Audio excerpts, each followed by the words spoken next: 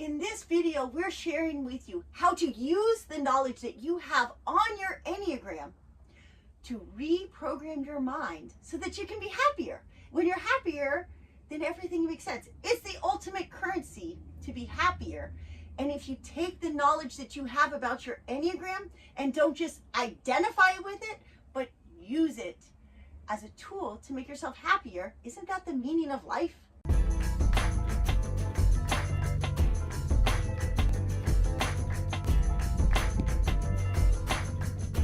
Welcome to Be the Hero. Today we're going to share with you how you can use the Enneagram to be happier, because these are two things that are really, really important to us. I talk a lot about the book Happier and how much it really, truly did make me happier. And we're going to implement, because at the time I had no idea what Enneagram was, and I still applied those things to my life, and it absolutely made me happier. But right now we live in a world where everyone knows what Enneagram they are, or they think they know. They might mistype, but they identify with an Enneagram. And to be honest, it doesn't really matter if you're correctly typing or not, because how you see yourself is everything. But we're not doing anything with it. We could say I'm an Enneagram 4 who's a 1 in growth, but in stress I'm a 2, but we don't really implement those things. So I thought today we should talk about how to implement them. Yeah, so if you don't know, the Enneagram is just a personality typing tool. The key word there is a tool. It is a tool to help us realize that the Enneagram is built on two main things. It's built off of your core desire and your core wound. The core wound is a big one, but it's sometimes we don't realize that when we're trying to identify our core desire and our core wound, we're trying to use those to create something. We're all about helping you be a creator in your life and helping you step into the things that you want, living your dream life.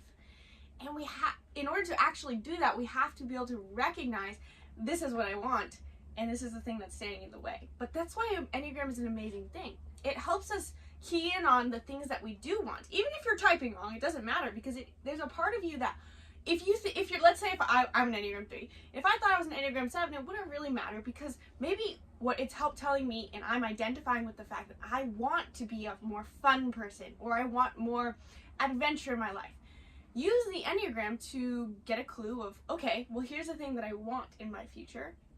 But at the same time, maybe mistyping is holding you back, because now if I'm an Enneagram 3 and I'm looking at myself and saying, oh, my core wound is that I can't be the fun one, or I'm scared of negative emotions, and that wound, that core roadblock might not be accurate for me, because as an Enneagram 3, my core wound is actually that I am only worthy if I'm successful. And that is going to be the roadblock belief that's going to hold me back from that desire that I think I want. If it is more fun and adventure, then I'm not going to actually understand that the core roadblock that's standing in my way is actually what my core wound is as an Enneagram 3. And that's why it's really important. We're going to kind of touch on why you can't be mistyping. You can be mistyping, but if you're mistyping, you're not actually coming into the mindfulness of what is holding you back from the thing that you want. Because in the end, we want to use Enneagram as a tool. And it's not even that it's holding you back, it's that the dialogue in your head is going to be a little bit off. So if I'm an 8, Enneagram 8, and Gabby's an Enneagram 3, we're very similar in certain things. But the whole thing that I think of is, if you are going to reprogram your mind, you have to move from your automatic behaviors, the things that your subconscious is in control of, and you have to consciously hijack the subconscious and tell it to act a different way. So if I'm an Enneagram 8 with a very strong 7 wing, and I go like intensity, intensity, challenge, fun, intensity, intensity, challenge, fun, and I just keep going on autopilot, and I go, wow, why is it that it seems like people are getting angry at me all the time? I don't understand. But if I rewire it, if I'm typing correctly and I rewire it like, ooh, I need to think of myself as Enneagram 8, 7, 9, 5, 2. Because you got to grab those wings, you got to hold on to both wings to fly, and then you grab the growth of both numbers. So if all of a sudden I'm in a situation where let's do a family get together where, you know, personalities can clash and egos can try to one up each other. If all of a sudden, before, maybe my 8-wing 7 would just be like, I'm going to be more intense and prove how I'm right and party harder so that I can be louder and make my opinion known. What if all of a sudden I stepped back and I brought in my 9-wing and I said, you know what would Mama Bear do right now? And then also like brought in that growth of a 5 and go, here, I have some information. Don't just take my word for it. Here's some information from somebody you trust. And as a 2, like, how can I help you? How can I pose the questions differently? Like, how can I help you just on your life journey? Instead of me standing on my island of, I know it all and I have the best way to achieve this thing, and it's going to be clouded in fun, of course. How can I like shift that? That's kind of how you become happier. It's not kind of, it is how you become happier. Absolutely. I think like that's why the Enneagram is not even just you have the core wound. You also have all the other aspects that are there are these parts of you that you can kind of tap into that naturally just make you happier. You can find those intuitively on your own, but it's a little bit more like, it's harder to navigate if you don't. With the Enneagram, you have a little bit more of a guideline of, so as a 3 myself, if I were to apply the same idea of you're trying to embrace your wings, then you're trying to embrace both growth paths, because we think that there's not just your growth path. So if you don't know, the Enneagram is supposed to grow into another number, and then you in stress become another number, and there's this like circuit. But many people say, and we agree with, that you kind of grow into both, and you could show the stress signs of both also. So me, I would embrace my wings of my behaviors of being the helper, the nurturer, which is my 2-wing, of just embracing a little bit more of a compassion and caring about the people in my life around me, or maybe even embracing it in different environments like work. And then embracing that 4-wing of, and I as a 4-wing, this is even more helpful for me to embrace that creative aspect of myself, the individualistic part of myself, and actually embracing creative hobbies to get me out of my 3 obsession. Each of our Enneagrams becomes an obsession and an addiction because we become addicted to the stories of our past. And this is how people go through their lives, and you might interact with some people and we say this all the time, that people are like caricatures of themselves. And it's because we're each addicted to our own suffering. We're addicted to the story we've been telling ourselves our whole lives. We're addicted to our Enneagram. So getting into your wing. So for me, that looks like getting into creativity, but then also embracing my 6 and my 9 is really important for me.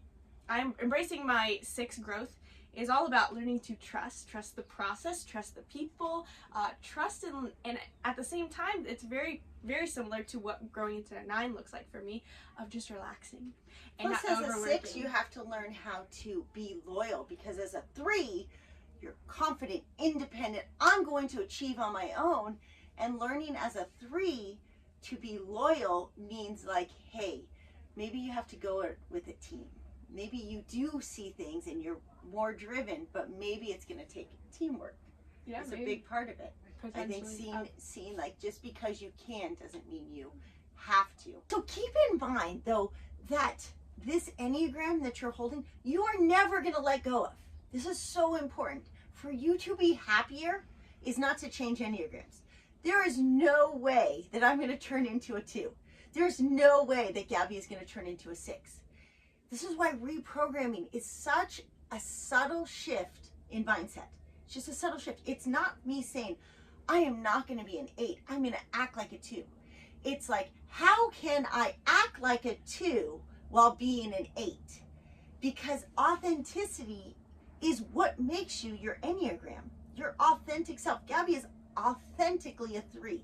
She's never going to be a 6. But if she can stop for a second and go, wait, just being a 3, or myself, just being an 8, purely that number is causing me to keep hitting certain roadblocks. It's actually causing me to be less authentic because I'm over-identifying with this core belief, because it's the only shield I've had from the world for all these years. The world's scary. We come in with this beautiful soul, but the world's scary and people like fail us, really. In the end, people are just going to fail you. But guess what? you're failing them along the way. So you open your heart chakra and go, shoot, I didn't realize, like, I'm blaming all these other people in my life. But the fact is, if I look at it, they're probably blaming me too, because I'm failing them just as much as they're failing me. So maybe we just open our heart chakra and go, shoot, I forgive. We're like imperfect, and we just accept that. And when we accept that we're imperfect, then we can go like, oh, maybe I need to see myself in a different light, in like, where's my potential? And your potential is in embracing these other numbers. My 8 is so intense, and it's so commanding, and it's so strong. But when I realized, like, oh man, my 8 was just overly developed in order to protect me, to keep me safe and secure.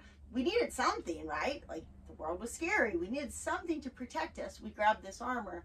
Now, maybe I could just redefine this armor. Instead of having one armor, we can have multiple superpowers, multiple tools.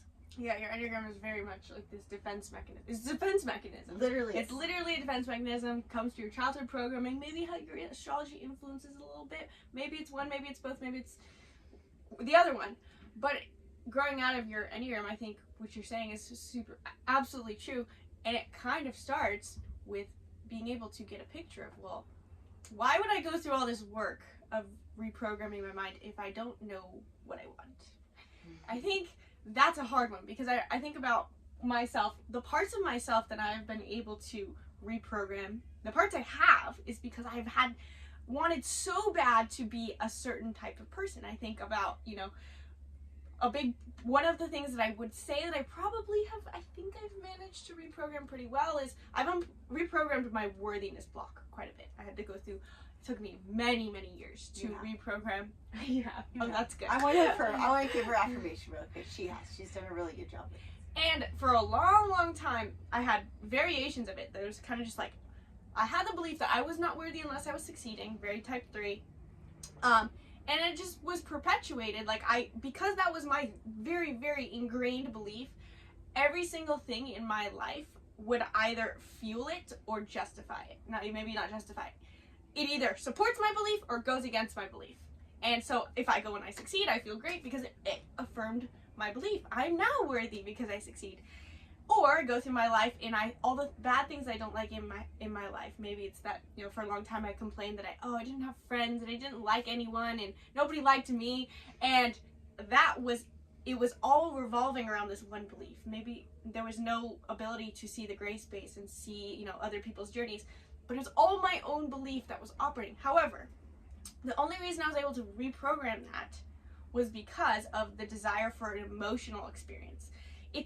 Sometimes it's easier when we have a desire that's physical. So like people who are, very money driven, sometimes it ends up working out in your favor or if you're materially driven, sometimes it actually helps you because you want this thing so bad and then you just go because you want it so bad. You are actually unintentionally able to reprogram some of the things along the way. Well, I think it's some people's, this is first, why we can't separate Enneagram and chakras and astrology.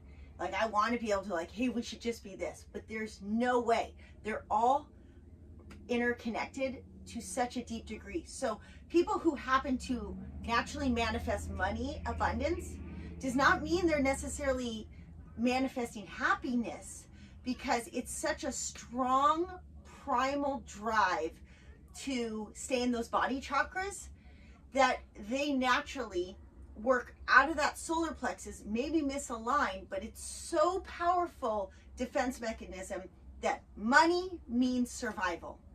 And it's nothing's wrong with it if you feel like money means survival and you manifest all this wealth into your life and you're super happy and you're just like loving kindness without the dam, really happy, like, wow, I just have all this money and I can just give it away and I can still connect with a spiritual self and I feel like aligned with the universe and I feel like a sense of belonging, then all those chakras.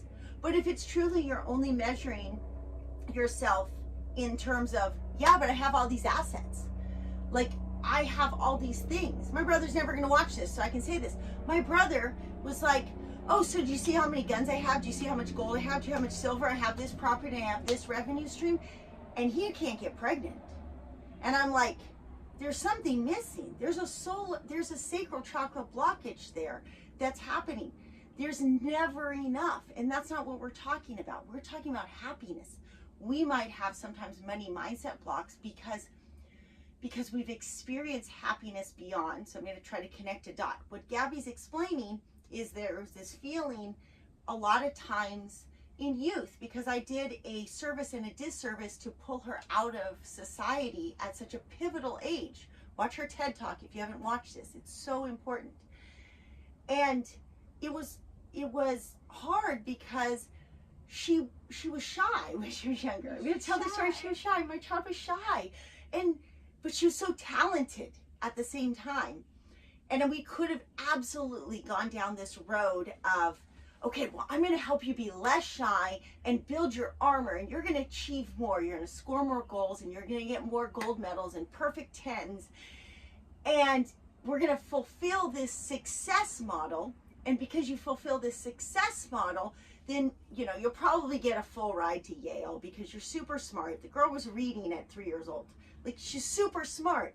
But I kind of knew, I saw her soul, and I was like, I don't think there's ever going to be something that's fulfilling there, right? We talked about this a lot. While we would have checked some of these boxes that might have been faux happiness, there would have been still this part of like, is this happiness? This isn't me. I mean, I'm trying to be me, but it's not really me. And so we did a different route. And we went and climbed mountains in the middle of Switzerland, and we climbed the Dolomites, and we did hard things. And because she had all these different manipura, she had perspective. She's like, I love this stuff, but shoot, I've got to also be successful. But what is success? And so the journey you're trying to explain to people is that you need more inputs. We have a video on this, lots of videos on this, but we have a video on this. You don't even know what we're talking about when we say an Enneagram 3 of achievement if you've only experienced one little corner of the world. If you haven't taken yourself outside your comfort zone, you have no idea. The reason Gabby can speak on this, because as a 3, she put aside some achievement and she put herself out in the world for other achievements and failed and succeeded and failed and succeeded. But she learned that, I can't go it alone, that I have to trust people. And I suppose you're saying that you kind of have to escape. You have to get out of your literal comfort zone, your literal 100%. Environment, to even see the contrast of knowing that you are so attached to the person you are. Absolutely. There is no way you can do this and stay in your bubble, in your friend circle, in your social circle, in your daily routine, and rewire your core Enneagram belief. Yeah. I don't think it's possible. Think about it. Like, do you think like you could have just kept doing surf club? Oh no, no, you have to act the change. You can't just think the change. Yeah. But to bring back that tangent of what I kind of started with, you have to have an emotional desire, because I think that's in the end what I was starting by saying is that you need to have, there has to be something in you. It doesn't matter if you want a thing or not. When you can want a thing, but like she said, might not really help you in the end. You have to want an antithesis emotional experience. I did not like feeling that I was unworthy. I hated that gut-wrenching feeling of shame. I hated it so much, but I didn't know how to not. And so it made me, I wanted it bad enough that even though I didn't know the emotional experience I did want to have, because I didn't know if I'd really felt it or not. I'm sure I'd felt it in moments, but you can't remember it very well. I wanted it so bad that I was willing to be curious and open to the possibility. So as we went on this journey, as we went on this adventure of being outside the comfort zone, and now I'm not achieving, and now nobody likes me, and all of these things, I disliked the feeling bad enough though that it made me go, okay, well maybe, what if? And asking what if constantly about your own thoughts, not even about life, not about like, you're not judging other things. If anything, you're judging yourself. You have to have an aspect of self-criticism is actually a very beneficial part of your mindfulness and your reprogramming your own mind. You have to look at yourself and say, but why? But why do I have this thought? What emotion is that coming from? And being willing to understand that literally every single thought you have, every single one of it, you're like literally just a jumble of emotions, and it's all not coming from logic. be open to the idea that maybe there was an emotional feeling of hurt that's at the root of all of your negative thoughts. I remember when that, I share that because I remember when I first started trying to have that but why mentality of, but why do I think like this? I was like, but this doesn't make any sense. Why would I think such a thing? Why would I feel such a thing? That doesn't make any sense. But then I started learning more and reading more and like experiencing more, and I realized that you are literally coming, and like we share in our other videos, you have this whole childhood programming. You are an emotional being, you're an energy being, because emotion is just energy, and so all of your thoughts that seem irrational are coming from emotion because you're an energetic being. And from the get-go, from those first 14 years of your life, you are inputted with these emotional experiences that you tend to latch onto, that create all of those thoughts that you look at and you go, but why? That doesn't make any sense. But if you understand that whole process of how it got there, it makes total sense. And that can often be your key to creating an antithesis desire to help you break out of your Enneagram. Yeah, 100%. And that's why we say it's still looking to your chakras and looking to your astrology. If this doesn't make a lot of sense to you, it's expected. I mean, like, nobody has the life experience. I don't know anybody. If you know somebody, drop it in the comments. Let me know. Oh, this person said that. Like, the things that we have done, the two of us in life, in our small time on this planet, most people don't have the number of inputs. They don't have the amount of support. It would be one thing if Gabby was 22 years old and she went and did all of these things from 18 and said, but then she would have had to deal with the rejection that she had to say, like, hey, Mom, I don't like the life you're giving me. I'm going to go do this on my own. That would be such a different input. But she got to do it in a space of acceptance, which naturally fueled the most harmonious expression of sacral chakra. So most people aren't looking at it themselves with enough compassion and self-understanding, that you weren't doing it from, even if you've grabbed a few parts of this, even if you're like, oh, well, I'm a travel blogger, but you probably did it from a space of like, I don't want what I'm getting at home. Does that make sense? Like, right? Mm-hmm. People don't have the inputs that we're presenting from. This is why I think we have the gift of helping you rewire, unlike most people. Like, there's people that are charlatans and they're selling this thing that, here, take this magic pill to rewire, but they themselves haven't gone through the quagmire of life like we have. And I really do think that this is, it sounds cheesy, but like this idea of new earth era, this age of Aquarius, like we just happen to have been pioneers on that part before it was even a thing. And now I see it, because I see it in full-time RVing. I see them like, shoot, we just went and did this full-time RVing thing because we were chasing this. And now people are like, oh, I want to jump on the bandwagon of full-time RVing, but they don't understand the root of what they're trying to sell. Yeah, and I think it kind of comes back again to that generational self-worth crisis, which we've made videos on called Generational Self-Worth Crisis. We're going to make about 100 more. Make about all of them. But the thing is, you have to keep a very close eye. Not only, well, actually, this comes back to, remember I was saying about desire. It sometimes works out for some people who have material desires. And then she was talking about this example of someone we know who has managed to attain a lot of things, but yet still seeking disconnected affirmation, because you have to keep a close eye on whether your desire is what you actually want or if it's going to prove something to someone else. And that's a very, very, very hard thing to keep an eye on, because you're well, even if that, he's not even trying to prove, he thinks safety and security will come. It's like a root chakra. Oh, for sure. There's a root chakra and then a sacral chakra compensation happening simultaneously. But I think about, as an Enneagram 3, like for the longest time, all of my desires were built around proving something, proving some level of success, because I am only worthy if I succeed. The beliefs are, each Enneagram, it's not like exclusive to Enneagram 3s or Enneagram 5s. Each Enneagram is going to play this out in different ways, but we still have such a sacral chakra lack and deficiency that we have to overcompensate. And because sacral chakra is the home of joy and dopamine, it's literally, you know, at the center of our body that produces serotonin, I believe. We produce our joy through our sacral chakra. It's the expression, it's the joie de vivre. And so what we think how we want to experience joy gets confused with worth. Joy and worth are in the same place. And so we end up getting confused when people say, what do you want? And it's actually worth that's going after it. It's not joy that's actually stepping in. What's going to make you feel joyful, not what's going to make you feel worthy? Are you counting on something outside of you to make you feel worthy and like you're enough?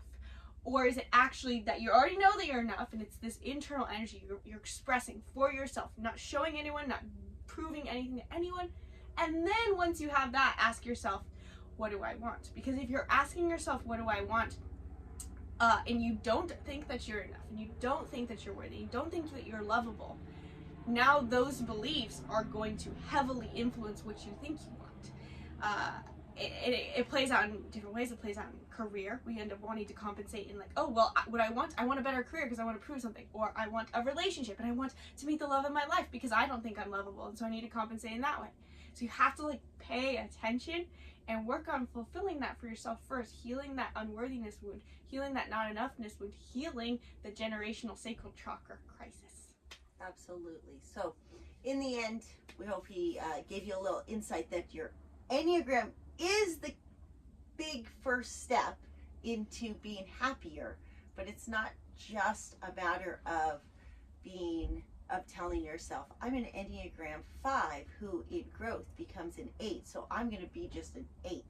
It's like never losing that authentic shield that you're holding, but grabbing more tools along the way and adding in the layer that I think if you feel stuck and you're telling yourself, okay, I'm an Enneagram 5 who's going to step into a 7 and an 8 and use my wings, and you keep feeling stuck, it's not working for you, it's because you're not putting enough new inputs in.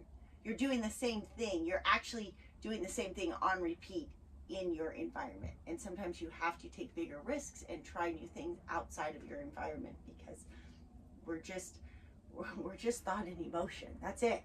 Like, so if you just keep putting in the same thoughts, you're putting in the same emotions in the same environment, you get the same results. Absolutely. So if you guys like this video, be sure to hit the like button and let us know in the comments down below if this is something that you want us to maybe do a video on, and maybe not as much of a big picture way, because we tend to get going on these trains of thoughts and we tell you guys everything. But if you need us to break something down a little bit more, a little bit slower, we can do that for you. Just let us know in the comments down below.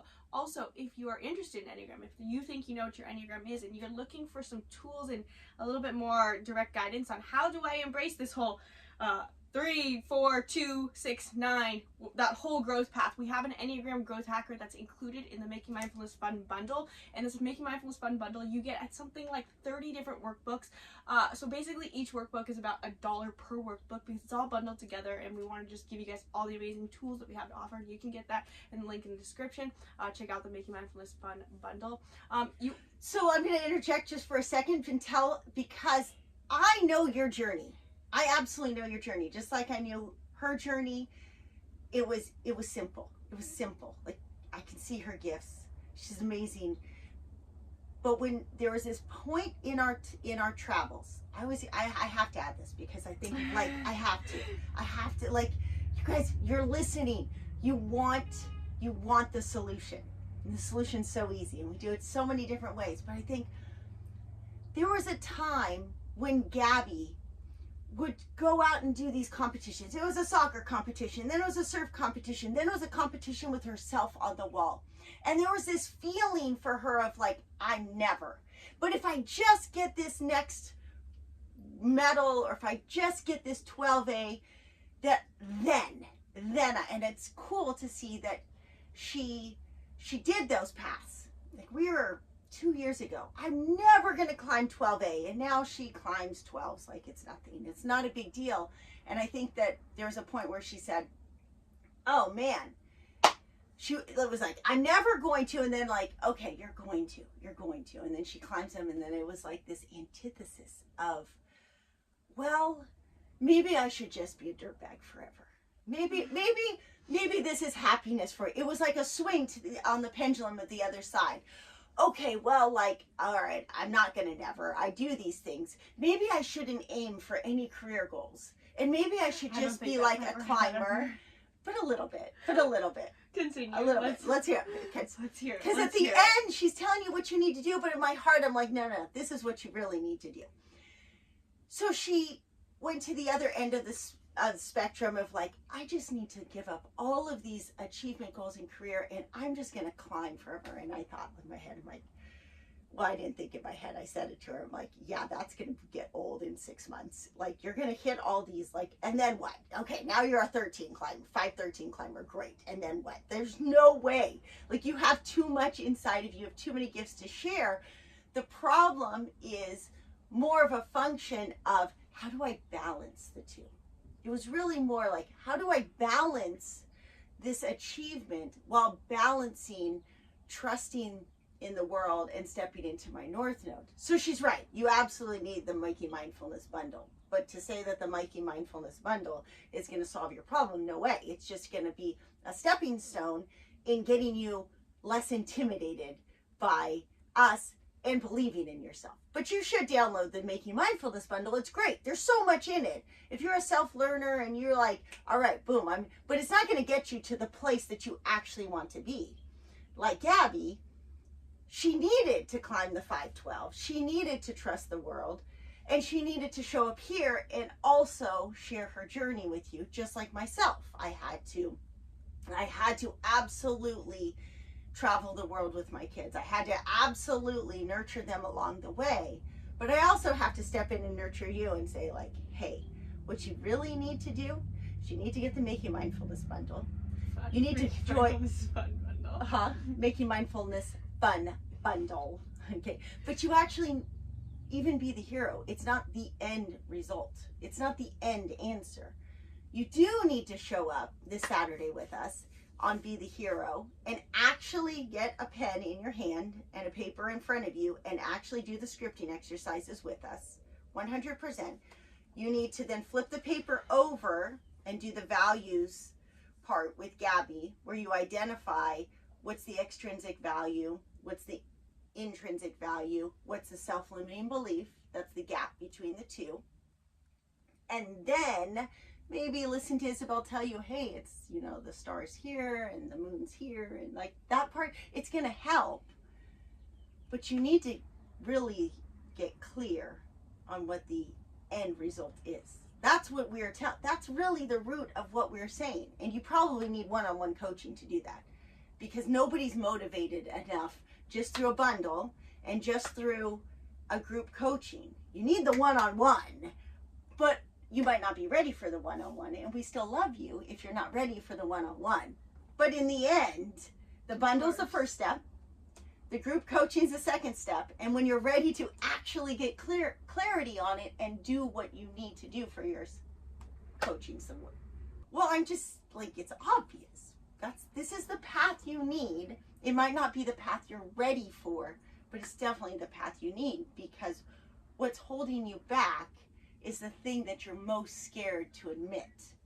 When you're ready to admit, you can jump and you can subscribe here. You can bounce over and listen to Manifestation Babe.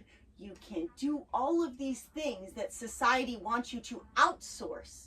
But if I have to be like authentic and go like, whoa, why does Gabby get to sit here and speak on these things? And why is Isabel such a genius on astrology? I know the answer. Like, you got to do the hard thing that's right, that's glaring you in the face. You got to rip the Band-Aid and just admit that you might not have all the answers, and you got to hear the hard truth. Because the thing is, it's like me to admit to myself, it's that I have to just lead and be bold and brave and not care if you reject me or accept me, but I know your answer. Yeah. All you have to do is go to BeTheHero.academy, send us an email, and you can get started. Let's do it. Change the world. One person at a time.